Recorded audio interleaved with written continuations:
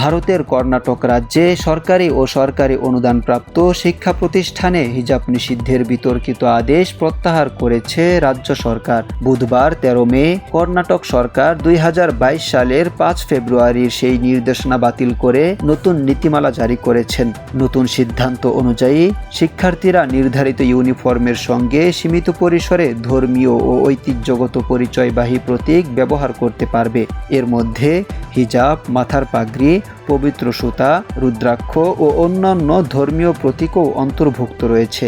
৪ বছর আগে তৎকালীন বিজেপি নেতৃত্বাধীন সরকার শিক্ষা প্রতিষ্ঠানে হিজাব নিষিদ্ধ করে আদেশ জারি করলে কর্ণাটক জুড়ে ব্যাপক বিক্ষোভ, সাম্প্রদায়িক উত্তেজনা এবং দীর্ঘ আইনি লড়াই শুরু হয়।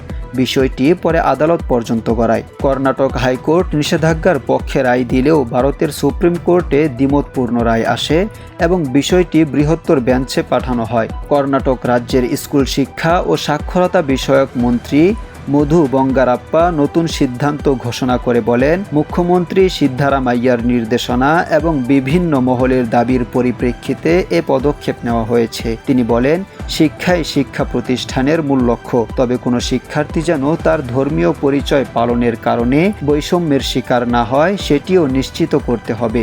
নির্দেশনায় আরও স্পষ্ট করা হয়েছে, ধর্মীয় প্রতীক ব্যবহারের কারণে কোনো শিক্ষার্থীকে ভর্তি, পরীক্ষা বা একাডেমিক সুযোগ থেকে বঞ্চিত করা যাবে না। আবার কাউকে জোর করে ধর্মীয় পোশাক পরতে বাধ্য করা যাবে না। জাকারিয়া মাহমুদ, আওয়ার ইসলাম, ঢাকা।